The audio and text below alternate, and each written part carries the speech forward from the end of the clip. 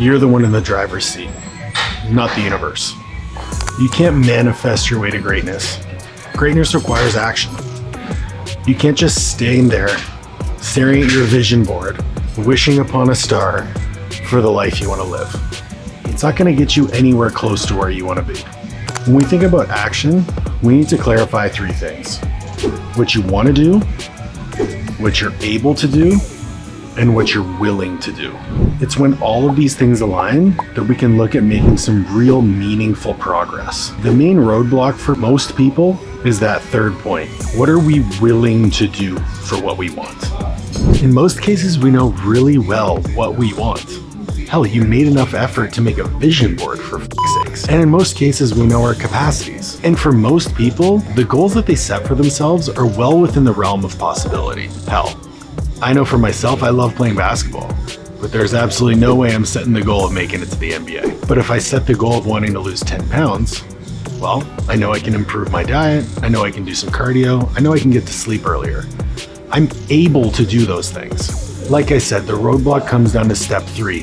What are we willing to do to achieve those goals? The easiest way for me to conceptualize this usually is to nail down, what am I not willing to do? And therein lies the conundrum. Goals require priorities. Priorities require trade-offs. If you prioritize something, you have to deprioritize something else. So if you have goals, you can't be balanced because goals require priorities and priorities require you to be unbalanced. If losing 10 pounds means you need to get more sleep, but that extra hour of sleep is going to come from you spending less time with your partner in the evening when you're done work, and that's not something you're willing to do, now you're out of balance. You have to say yes to the sleep and say no to being a good partner to your spouse. Trade-offs, when framed in this manner, lend to being very unbalanced. You can't pour into all things all the time. You can't have your cake and eat it too. Goal setting, priorities, and the pursuit of greatness lead to being unbalanced in the more conventional sense.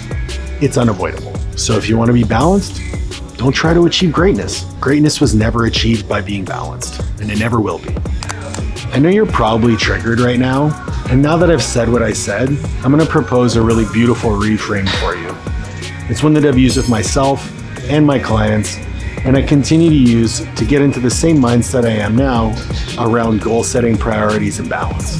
You define what balance is for you, no one else. For you and I, balance means two totally different things, and balance changes depending on ages and stages of life. I truly believe that we all seek to live a full life, and to live a full life, we'd have to have a semblance of balance, or else we'd be completely isolated and alienate ourselves from the world. When we look at balance through the lens of living a full life, it gives us a much greater viewpoint to zoom out and see the big picture, a different perspective. We can look beyond our current situation. The true pursuit of self-mastery requires that we pour into all areas of our life. Seeking to live a full life, seeking to achieve self-mastery, seeking to achieve greatness in all areas requires that you're going to shift priorities over time, depending on the season, if you want to be truly great. When viewed through the lens of self-mastery, greatness must be achieved in all areas. That brings us back to living a balanced and full life, a life lived to our highest potential. But you know what it doesn't do? It doesn't prove that you getting down on your knees and worshiping to your vision board is going to get you anything more than rug burn. So get your priorities in order, align yourself with your goals, define what you're willing to do, and go out and do it. Say hello to my little friend.